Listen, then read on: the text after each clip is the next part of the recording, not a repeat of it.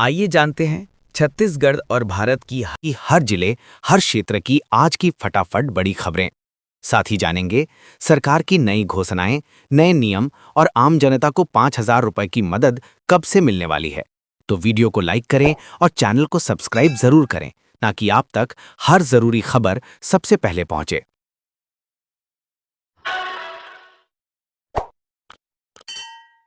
Ayushman card पर नया system, अस्पताल की हर डिटेल अब मोबाइल पर।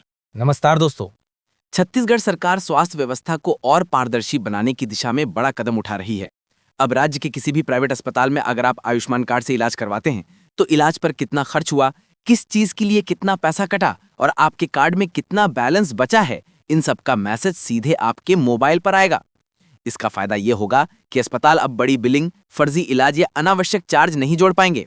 किस मरीज को कौन सी सर्विस मिली, हर बात की जानकारी आपके फोन में होगी। सरकार का कहना है कि इससे जनता को राहत मिलेगी और अस्पतालों की गड़बड़ी पर पूरी रोक लगेगी। ये सिस्टम आने वाले समय में पूरे प्रदेश में लागू कर दिया जाएगा।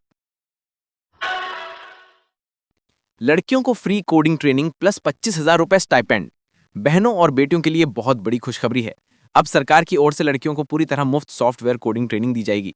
इसमें AI, machine learning, app development, website development सहित कई हाई टेक्नोलॉजी कोर्स शामिल हैं।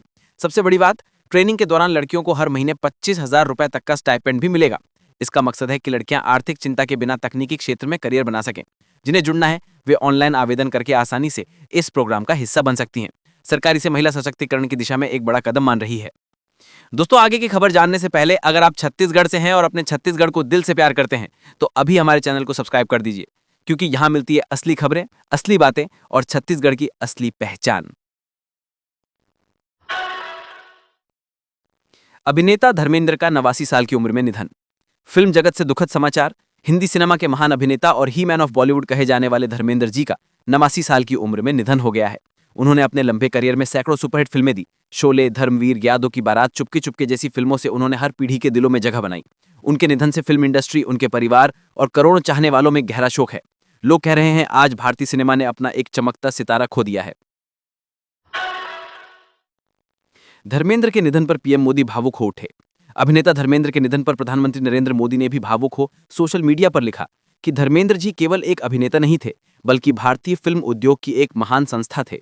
उनकी सरलता, मिलनसार स्वभाव और बेहतरीन अभिनय हमेशा याद रहेगा। उनका जाना एक युग का अंत है। पीएम मोदी ने परिवार और प्रशंसकों के प्रति संवेदना जताते हुए कहा कि भारत ने आज एक सच्चा कलाकार खो दिया है। पूरा देश शोक में है। महतारी वंदन योजना ई-केवाईसी अनिवार्य। नमस्कार, अब बात करते हैं छत्तीसगढ़ की सबसे महत्वपूर्ण योजना महतारी वंदन योजना के एक बेहद जरूरी अपडेट की। सरकार ने साफ कर दिया है कि अगर आपने ई-केवाईसी नहीं करवाया है तो आपकी अगली किस्त रुक सकती है, क्योंकि अब लाभ केवल उन्हीं महिलाओं को दिया जाएगा जिनकी पहचान आधार से सत्यापित है। कई लाभार्थियों की किस्त इसलिए भी रोक दी गई है क्योंकि उनका बैंक अकाउंट आधार से लिंक नहीं है, ई-केवाईसी में नाम या जन्मतिथि मिलान नहीं हो रहा है या आधार निष्क्रिय है। सरकार ने इसके लिए दो विकल्प दिए हैं। सीएससी या जन सेवा केंद्र जाकर ई-केवाईसी कराएं। अगर आपका मोबाइल नंबर आधार से लिंक है तो महतारी वंदन पोर्टल से घर बैठे ई-केवाईसी पूरा करें। ध्यान रखें, आधार सक्रिय होना चाहिए, बैंक अकाउंट उसी आधार से लिंक होना चाहिए और ई-केवाईसी पूरा होना अनिवार्य है। योजना की अगली किस्त पाने के लिए ई-केवाईसी तुरंत कराना बेहद जरूरी है। देरी न करें, आज ही प्रक्रिया पूरी करें। नक्सलियों की चिट्ठी, 3 राज्यों को संदेश, हम हथियार डालने को तैयार हैं। देश के नक्सल प्रभावित क्षेत्रों से बड़ी खबर सामने आई है। नक्सलियों ने मध्य प्रदेश, छत्तीसगढ़ और महाराष्ट्र के मुख्यमंत्रियों को एक चिट्ठी भेजकर कहा है कि वे एक साथ हथियार डालने और मुख्यधारा में लौटने को तैयार हैं। पत्र में यह भी लिखा है कि वे चाहते हैं कि 15 फरवरी 2026 तक संघर्ष विराम यानी सीज फायर लागू कर दिया जाए, ताकि बातचीत का रास्ता खुल सके। सुरक्षा विशेषज्ञ इस कदम को नक्सलवाद के कमजोर होने का बड़ा संकेत मान रहे हैं। हिडमा की मौत और लगातार हो रही सरेंडर प्रक्रिया इसकी मुख्य वजह बताई जा रही है। ये कदम आने वाले समय में शांति का मार्ग खुल सकता है। चक्रवाती तूफान का अलर्ट, कई राज्यों में भारी से बहुत भारी बारिश की चेतावनी। मौसम विभाग ने चक्रवाती तूफान को लेकर अलर्ट जारी कर दिया है। आगे आने वाले 2 दिनों में पूर्वी और दक्षिणी भारत के कई राज्यों में भारी से बहुत भारी बारिश होने की संभावना है। तेज हवाओं के कारण समुद्र में ऊंची लहरें उठ सकती हैं, इसलिए मछुआरों को समुद्र में ना जाने की सलाह दी गई है। कई राज्यों में स्कूल, कॉलेज बंद करने पर विचार चल रहा है। मौसम विभाग ने लोगों को सावधानी बरतने और आवश्यक इंतजाम करने की अपील की है।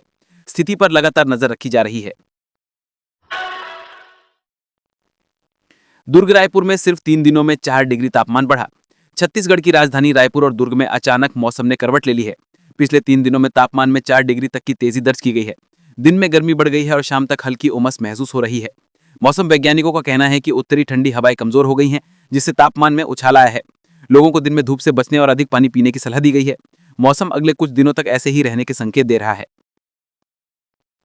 दोस्तों, आगे की खबर जानने से पहले अगर आप छत्तीसगढ़ से हैं और अपने छत्तीसगढ़ को दिल से प्यार करते हैं तो अभी हमारे चैनल को सब्सक्राइब कर दीजिए, क्योंकि यहां मिलती हैं असली खबरें, असली बातें और छत्तीसगढ़ की असली पहचान।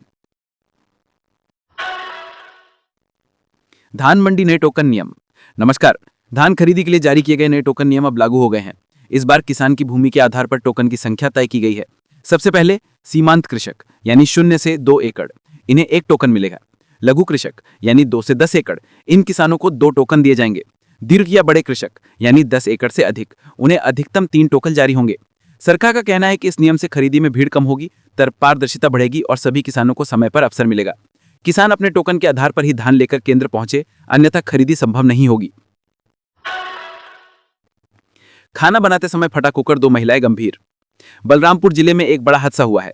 खाना बनाते समय अचानक प्रेशर कुकर तेज धमाके के साथ फट गया, जिससे 2 महिलाएं गंभीर रूप से घायल हो गईं। धमाके के कारण किचन की दीवारें और आसपास का सामान भी बुरी तरह क्षतिग्रस्त हुआ। घायल महिलाओं को तुरंत अस्पताल ले जाया गया, जहां उनका इलाज जारी है। विशेषज्ञों का कहना है कि पुराने कुकर, खराब सेफ्टी वॉल्व या ज्यादा प्रेशर बनने से ऐसे हादसे होते हैं। लोगों को सावधानी बरतने की सलाह दी गई है। 11 महीने में 320 नक्सली ढेर, अकेले बस्तर में 223 मारे गए। देश भर में नक्सल विरोधी अभियान लगातार तेज है। पिछले 11 महीने में कुल 320 नक्सली मारे गए, जिनमें से 223 अकेले बस्तर क्षेत्र में मारे गए हैं। ये पिछले कई वर्षों की सबसे बड़ी कार्रवाई मानी जा रही है। सुरक्षा बलों की लगातार सर्चिंग, बेहतर इंटेलिजेंस और आधुनिक तकनीक के कारण नक्सलियों पर दबाव बढ़ा है। इससे नक्सल गतिविधियों में तेजी से गिरावट आई है। सरकार इसे शांति स्थापना की दिशा में बड़ी सफलता मान रही है। सुकमा में 15 नक्सलियों ने किया आत्मसमर्पण, 48 लाख का इनाम। सुकमा जिले से बड़ी राहत भरी खबर आई है। यहां 15 माओवादी नक्सलियों ने सुरक्षा बलों के सामने आत्मसमर्पण किया है। इनमें से 9 नक्सलियों पर कुल 48 लाख रुपए का इनाम घोषित था। सरकार की पुनर्वास नीति और लगातार सुरक्षा दबाव के कारण नक्सलियों ने हथियार छोड़ना चुना। सरेंडर करने वालों को पुनर्वास पैकेज, प्रशिक्षण और रोजगार के अवसर भी दिए जाएंगे। ये कदम बस्तर में शांति बहाल करने में अहम साबित होगा। हिडमा की मौत से नक्सल संगठन में दहशत, संघर्ष विराम की मांग। नक्सलियों के टॉप लीडर और सबसे खतरनाक माने जाने वाले हिडमा की मौत के बाद संगठन में जबरदस्त दर्द फैल गया है। इसी वजह से नक्सलियों ने एमपी, सीजे और महाराष्ट्र के 3 मुख्यमंत्रियों को पत्र लिखकर 15 फरवरी 2026 तक संघर्ष विराम की मांग की है। पत्र में लिखा है कि वे बातचीत और सरेंडर की प्रक्रिया पर विचार करने को तैयार हैं। विशेषज्ञ मानते हैं कि हिडमा का मारा जाना नक्सल आंदोलन के लिए सबसे बड़ा झटका है। सुरक्षा एजेंसियां इसे नक्सलात के अंत की शुरुआत मान रही हैं। मातृत्व सहायता महिला श्रमिकों को 5,000 से 10,000 की मदद। नमस्कार। श्रमिक परिवारों के लिए एक महत्वपूर्ण जानकारी। सरकार द्वारा महिला श्रमिकों को मातृत्व सहायता प्रदान की जाती है। इस योजना के तहत बच्चे के जन्म पर 5,000 से 10,000 रुपए तक की आर्थिक मदद दी जाती है। इसका उद्देश्य है गर्भवती महिलाओं को आर्थिक सुरक्षा, प्रसव के दौरान खर्च में मदद और पोषण और स्वास्थ्य देखभाल को सुनिश्चित करना। इसका लाभ केवल पंजीकृत महिला श्रमिकों को मिलता है। इसके लिए पहचान पत्र, बैंक अकाउंट, आधार और प्रसूति संबंधित दस्तावेज जमा करने होते हैं। ये राशि सीधे महिला के बैंक खाते में भेजी जाती है। सरकार का लक्ष्य है कि श्रमिक परिवारों में मातृत्व अवधि के दौरान किसी भी प्रकार की आर्थिक परेशानी न आए।